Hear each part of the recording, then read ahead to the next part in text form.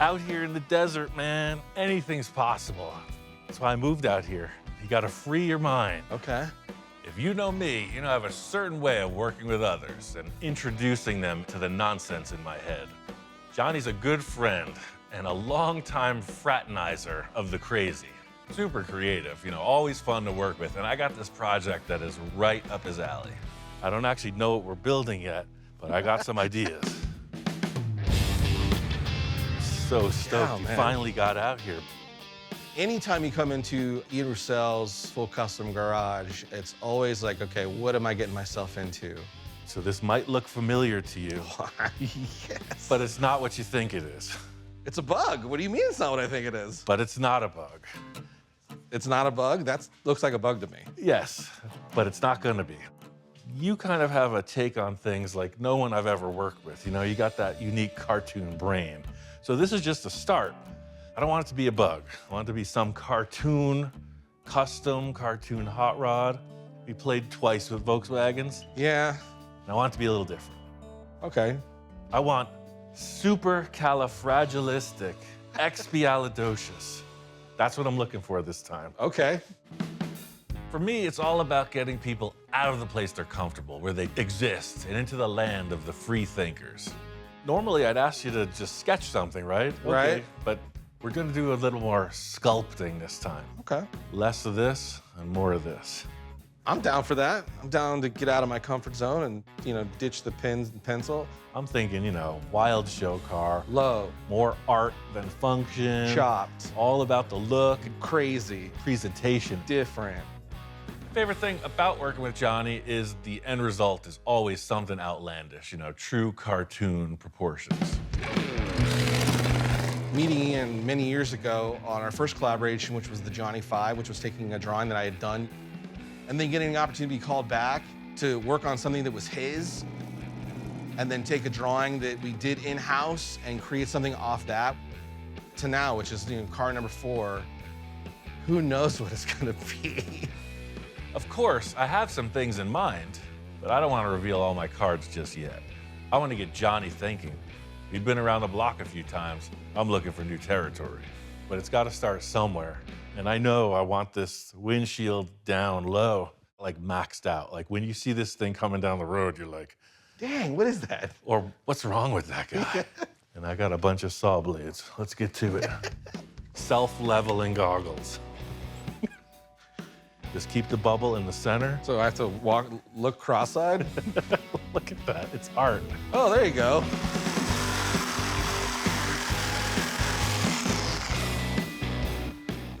And you don't want to mark that with anything?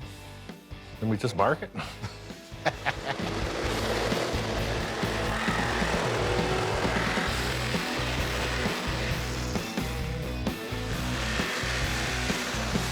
I gotta say, it's pretty darn satisfying to be cutting that up.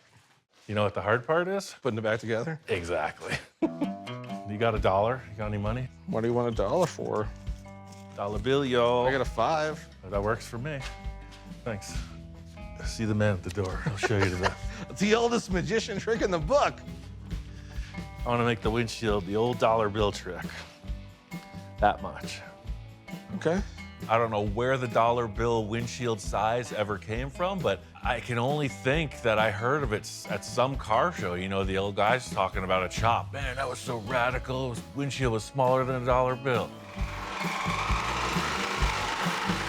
You got a dollar bill size windshield, right? Somewhere in that direction. It's pretty interesting to look out of. You're not seeing a lot. You go smaller than that. I mean, that's where I want to be.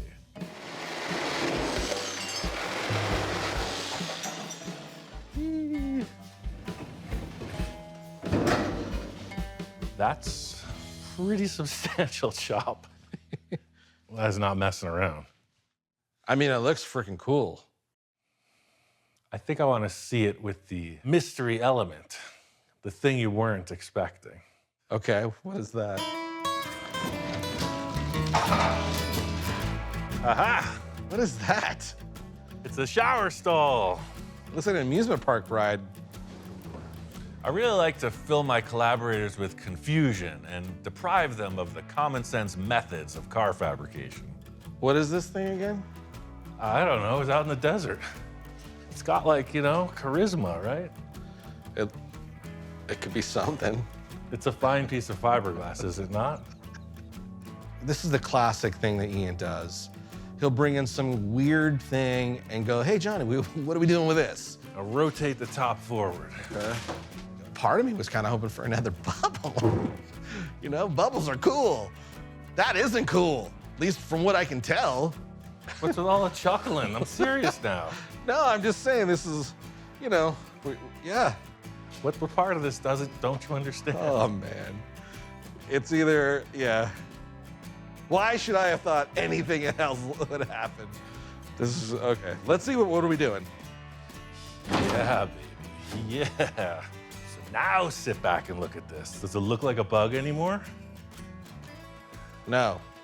Oh no, soldier down. We're losing Johnny. I better reel him back before we veer too far off course. Here, this might sweeten the deal a little. These are a little bigger than the stock bug rims. Yeah. Those are fatties. I said it before, said it a million times. There's nothing like the wheel and tire combo to shine that guiding light on any project. Yeah, okay, hold on. Maybe We're stacking parts. It's starting to have a feeling. fenderless, I like the wide tire. Or are we doing fenders?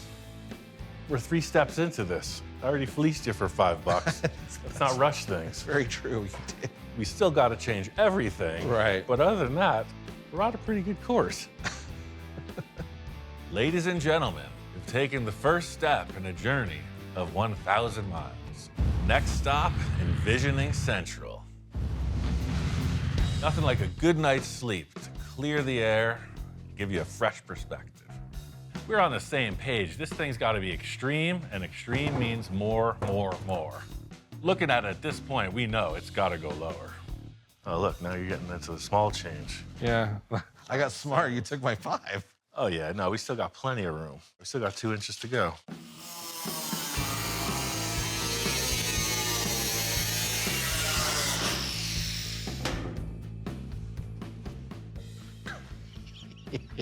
Now you've done it.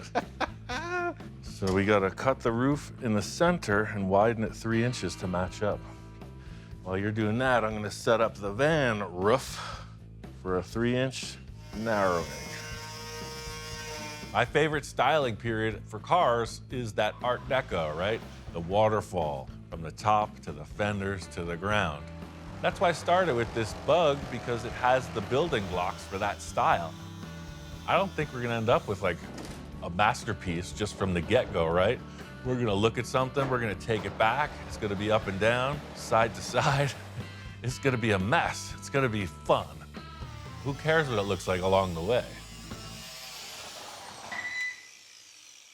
I must have missed it. Ready?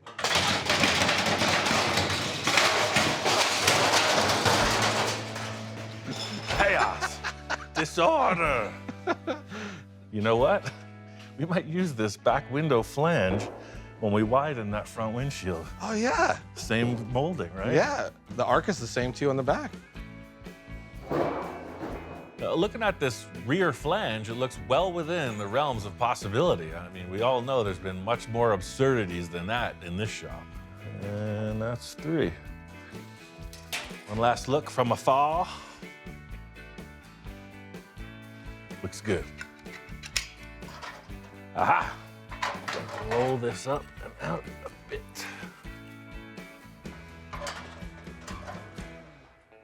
Look at that. That's pretty close. Prepare to weld. It's textbook, right? It's the old back flange in the front trick, the upside down and backwards trick. Same as the flip it, slap it, reverse it trick.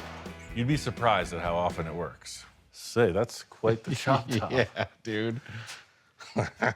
Just what the doctor ordered. For sure.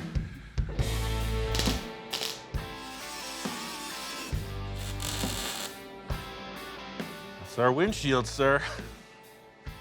I think it looks perfect. The windshield height is pretty much where we're at. So just getting that in place. Do we like that front view? All right, let's move on. The big benefit of fiberglass in this project is we're going to be able to build, cut back, without ever actually having like a final surface represented for just about till the end of the project. So just envisioning all the time. And I love the wedge chop in the door frame now. Right? We'll jig it up, we can glass it right there. And once it's one piece again, we can always shift it a little bit more. But I see a couple big hurdles to jump with the back of this car. This is pretty complex. Johnny and I got the roof all glassed up. It's still in a pretty raw state, but it's darn strong. My plan is to keep plowing forward with our loose mock-up and see what happens when the dust settles. The top was my first piece, that I wanted to work with. I got some other fiberglass also. Check out these two rear fenders. Legit. Oh, wow. With the flare, right? Yeah. So we're gonna have to pretty much like reshape the whole back of this thing. This was a quick mod. This is way dimensional and nothing lines up. For sure. For sure. We got to keep that flow coming back the way it's going to look right. Johnny says he's got some ideas for the rear of this thing, and this is a free mock-up zone. All mock-ups, all the time. All ideas are welcome. All right. Uh-huh. And you like the old, ambulances? The doors were on an angle. When they hinged, they kind of hinged outward. Oh, yeah, so they slammed There was an open. angle Yeah. to the back of those ambulances. These will be one piece that'll tuck in through that fender gap. Oh, I see what you're saying. bottom so line. the whole back of the vehicle is open. I love this. Yeah. It's like flowing away. Like that. That is cool. Johnny's idea solves a few things, namely the largeness of the rear of the engine. It helps with the angle of the car. It looks a little more aggressive, leaning forward like that. The next thing is to define a few of the lines in the rear. By cutting that apart and reconfiguring it, we're gonna have to come up with some side panels to blend it all together. You wanna get on your head leveling gear, or do you think we could just freelance this? I think we probably freelance it. You can put your levels on. I've worn those goggles enough. You can put your levels on it anytime. You got your laugh, pal. I like it. If you could do that on mirror image on the other side, we're on to something. The whole thing here is to just get this into one piece, get rid of all the big holes and missing parts of the car, get a clear side profile, and then move forward. But looking at the rear fenders, I can see we've got way bigger fish to fry. This is a perfect example of how this car is gonna come together. We're gonna try to cut right to the chase. Quick mock-up, make it stick, move on. Back forward again. Right there, sir. Let me cut a few strips of metal and then we'll clamp this. Okay. This is where this design will depart from that 30s styling, which was very sensible, very glamorous. We have all of these shapes that have been formed. We're moving them around and they're gonna have to be reoriented. The way that the tires will be arranged with the fender lip. This is going into that edgy, weird, definitely looking forward from the 1930s. Interesting how messy that all looks. To create this armature, like the old suit of armor with the faceted panels, the whole idea is creating a compound curve in the simplest terms. That way we can lay this fiberglass on and keep it suspended while it cures. I just want to get a representation of this arch on the fender, and I want to get it to the nose, because you think I had some screwball parts so far. Wait till you see what I'm thinking about for the front. All right. Another fine mess you've gotten us into, Johnny.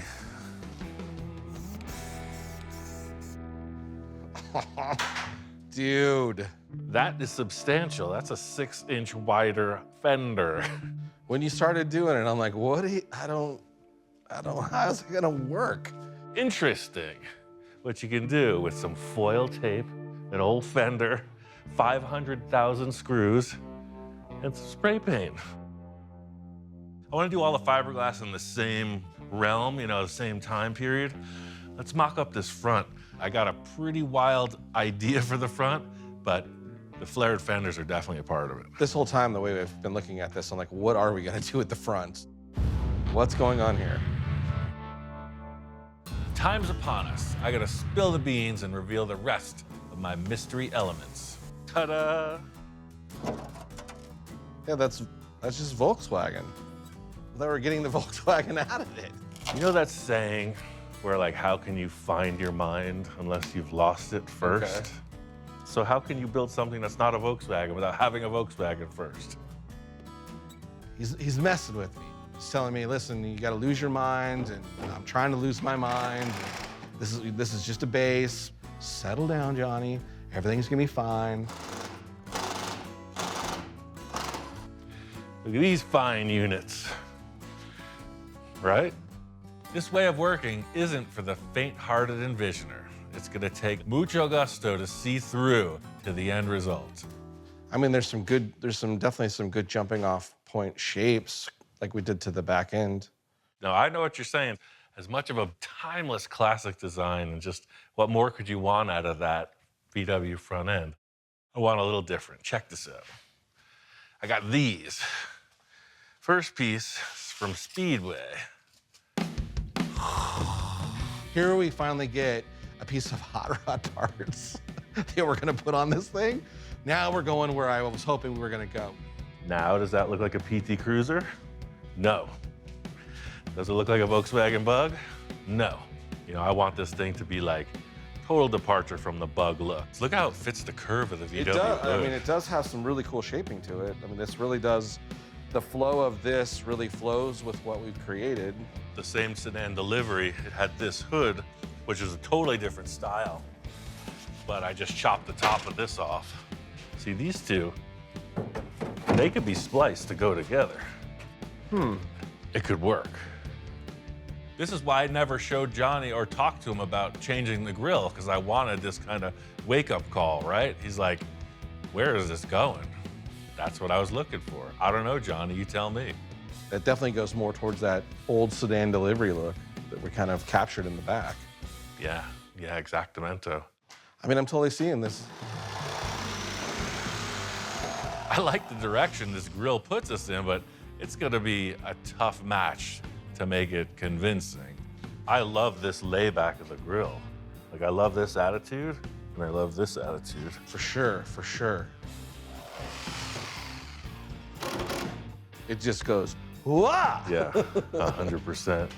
If there's one thing we both agree on, it's that this grill has to move backwards into the car, rearward. For sure. This is a big point in the stance of the car, right? We don't want the grill to look stuck on. Something about having the grill pretty close to the front of the fenders just gives it that actual car look. Let's see what happened. What do you think, further back? I think so. Now she's setting in place. How do you feel about that? We got these fenders, let's splice them in and figure out how it's gonna work. Because right now it does. It looks like a Volkswagen with a grill stuffed on the front. Right. And I ain't got time for that. The more we cut out of it, the cooler it starts to look. Both of these can just kind of be like masked right on there for now. All right. There's the beauty of all this customization is stuff is happening organically on its own that's showing up. What if there were no headlights? Like, just close your eyes and imagine. I like that idea. I don't know, just seeing those shapes wrapped around. What if those big, graceful, curving fenders, like, were just, you didn't even have those headlight eyebrows? Yeah. During this process, one cannot be swayed by the ability to see in the dark. You know, it's like, does it look good or doesn't it? There's always a workaround. Cut it!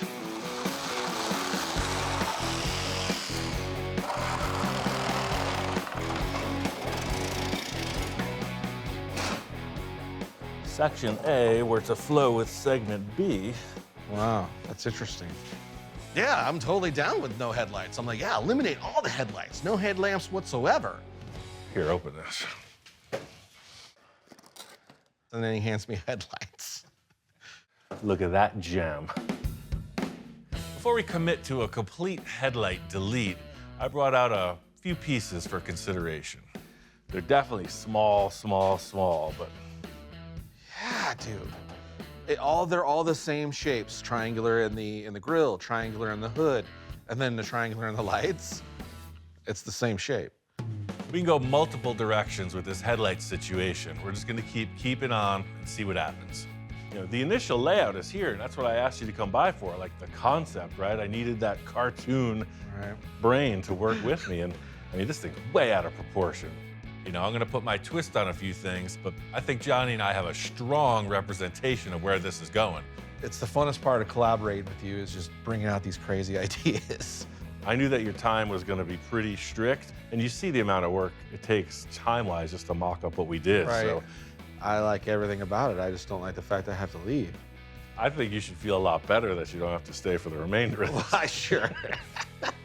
Quite frankly, I'll go to Florida, Yeah. I'll put on my work clothes, and you can handle all this. Don't take off that thinking cap just yet. We're getting in deep now.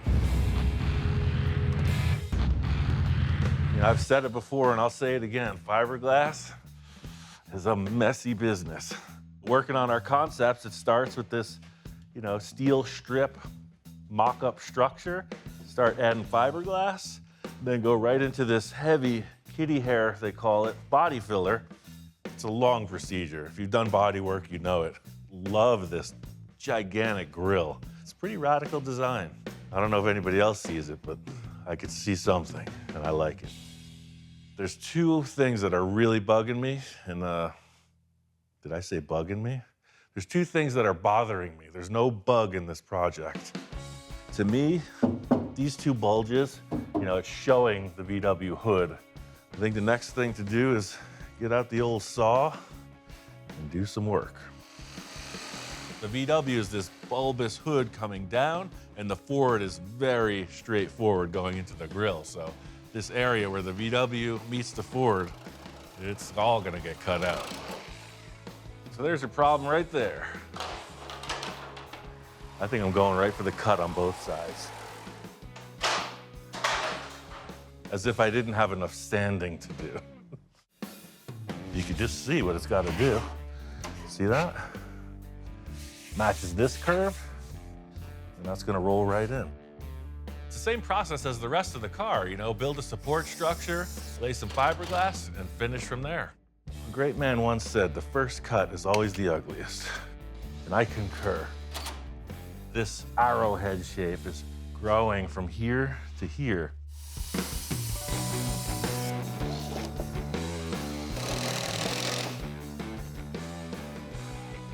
It always looks so raw in the mock-up. Here, it's a very tight curve. It's gonna be something more in that realm. And instead of trying to lay all this out, it's gonna start to distort these two. So I think I'm gonna create a drape of fiberglass. So this hood will come straight down and then just come in and create that curve. So my time weaving baskets in the Polynesian islands have given me this skill. Sometimes I'll do it in a herringbone pattern. It all depends how I'm feeling. This is your standard Easter basket pattern. This is the moment we've all been waiting for. You know, it's kind of like Disneyland, where it's not the happiest place on earth, it's the itchiest. A lot of times I'll lay the fiberglass on the car and then brush it in. But in this case, there's really nothing to push against. It's just gonna deform that web. So that's why the first piece I'm gonna wet right here and just hang it in place. See, these are just like stickers at this point. Man, I get so much flack about how I do fiberglass.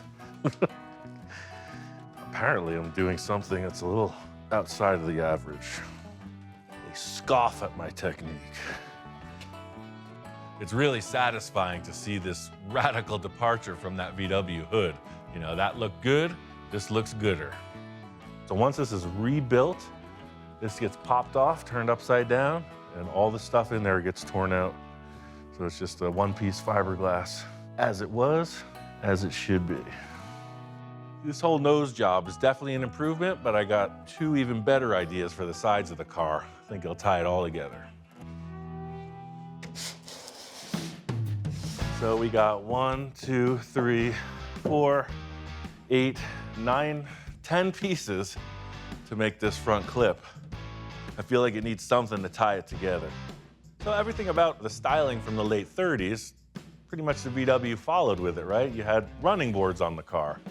Very reminiscent to that period of style. You know, it's the bubble fenders front and back, and then a big pronounced running board where the door jamb opens. So this car's got to follow suit. My first thought is let's continue that running board idea, but let's just bring them way out. I don't want it to be a hard bend. I want it to radius down. So it has that same kind of waterfall effect as the rest of the car, down, down. The challenge here is to keep this graceful, curvy flow through the whole design of the car. It's the story of my life. I want an end result, and I can't get there without just figuring it out. So nothing like some old school metal forming. Whatever it takes, by all means necessary. Try something. Told you it's got some force.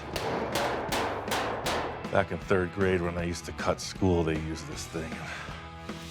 Taught me a lesson.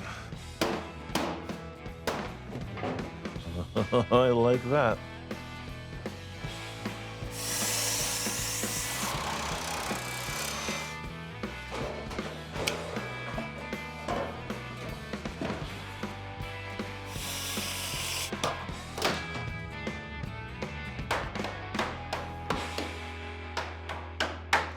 So by using the wood to the wood, you don't have the real power to dent the metal.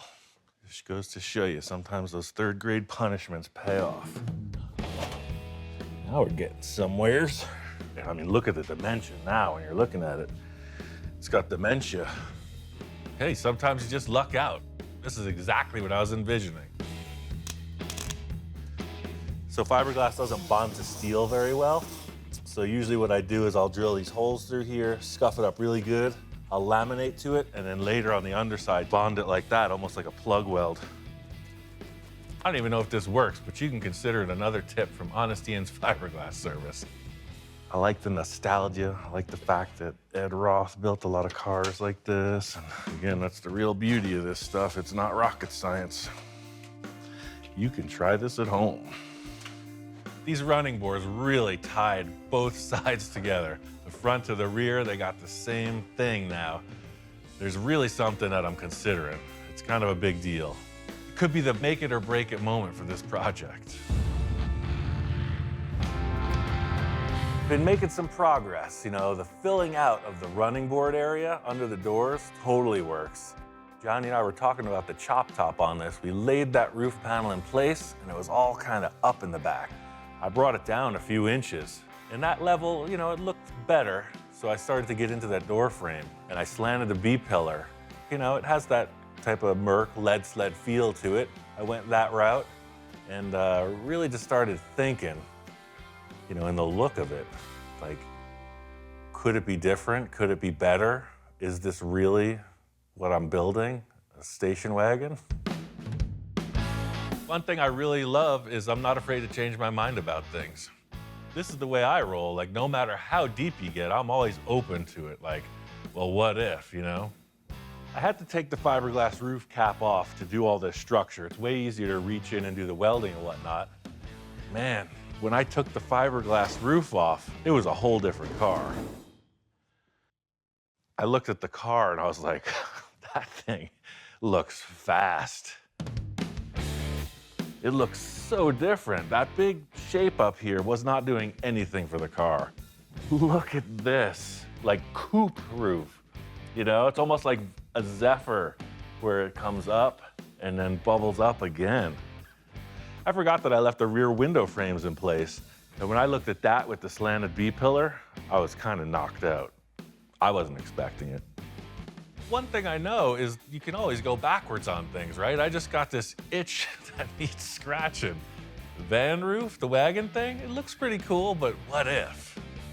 I had this idea, a revelation.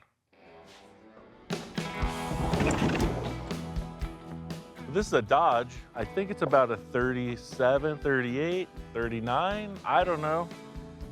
And when I saw it, of course, I fell in love with this, you know, the giant sloping back. They're always my favorite body styles. I love this split window. It's a pretty unique vehicle. I don't want to do measuring. I don't want to do thinking about nothing. I want to cut this apart, place it on that bug. Maybe it'll work, maybe it won't. Either way, if it doesn't fit that car, this car is on its way to a fresh chop top. It's a win-win. First things first is to remove those rear windows. Look at that, the glass goes in. Maybe I'll just cut the whole roof off with the windows in. I don't want to get in there. This thing was a chicken coop, mouse house, rat's nest. Could have been a damn Loch Ness monster in there for all I know. I think I could take this roof off in 3 notes.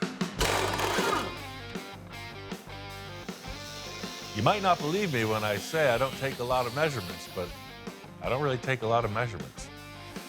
That's how I roll. It's crazy how a car this big looks all structure, like a battleship, but it's just flimsy sheet metal in these elaborate arched shapes. Look at that thing. Ooh, it looks like a ghost ship.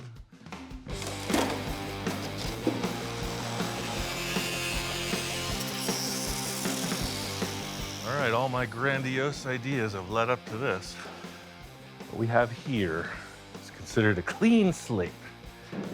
Anything could happen from this point. That's nasty. That's just looking for trouble, this car. Holy guacamole. I think the Dodge designers had some inspiration from them VW designers. It's a match. A little of this, a little of that. I mean, look at this, right? Bang. Talk about a natural. Do you see the way that this convoluted brain works? Now, can you finally understand why I can't sleep at night? This came out way cleaner than I ever thought it would. Literal shot in the dark, right? It's a perfect fit. Truly lucking out. I think this is why I had that urge, because something deep inside said, do it. And I done did it. So this Type 3 engine is what I had planned for the van, but you see how far it's stuck out of the back. Type 1 will allow this deck lid to go on. Everything will be all right. This is working. Damn the torpedoes, full speed ahead. So these are the 3 pieces I'm working with. The original deck lid from the Dodge, this forward piece of the roof skin, and of course the rear piece of the roof skin. I want that kind of coupe feeling. I don't want it to be the fastbacks. Those back windows are unidentifiable in the Volkswagen world. I might even leave the Dodge emblem on the back just to really concern people. Every project needs some breakthroughs, and that's just what I got here. Next thing is to get this rear end figured out. I gotta tell you, this Dodge roof was a pretty solid donor. After all the trimming and fitting and everything, you can see, look at this contour. You know, it's still just very roughly tacked in place. You really notice it with the chop now. See this hard kind of transition? The VW dome comes up. It's a lot more in this area. This broad, flat plane really adds to the chopped look of the whole thing. The interesting thing about the car is in photos, it's gonna look awesome, right? Until you walk up on it, it's like, what? This thing's miniature. It seriously seems smaller every time you look at it. Next step is making that connection between the back windows and the roof skin to the deck lid. Got a good start on it, just gotta connect the dots. I've been using this same process of these strips through the whole project, and it works pretty well for this part of it too, even though this is all steel and getting welded together. To create this in one piece of steel will be pretty complex without a buck or anything to work off of, so using these strips, it allows me to create this flowing surface from this very flat glass into the deck lid, but then blend down so you have that waterfall effect that you see on all the Art Deco cars, you know. This roof swap might have been way late in the game, but I think it's much better for it. I just don't want to hear a bunch of PT Cruiser jokes. That's what it comes down to. Getting this fleshed out, I mean, it's gonna work. The coupe thing was sort of just a last-minute swap out of everything. So, you know, getting these 2 panels rough mocked up, I think it's gonna flow. Gonna need some kind of ventilation for the engine. That's kind of where I'm at next. This car actually had this stainless steel firewall you see a lot. Cut this out and take a look. I don't know, like if you get a little curve both ways. That's pretty slick. See the difference in reflective value? See how it's up here? So once that's painted, you're gonna have, man, such a smooth car, and then you run into this field of wavy things. Nothing worse than a field of wavy things. So we got this as well. This is the original VW vent.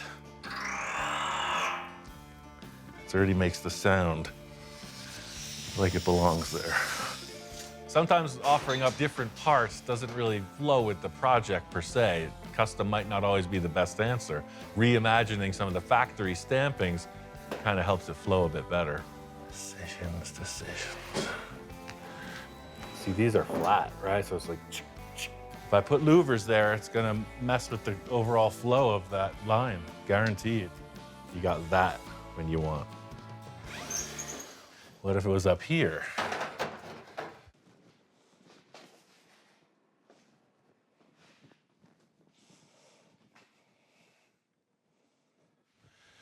I would say it, but it goes without saying. That settles it. Let's get out the cutting materials.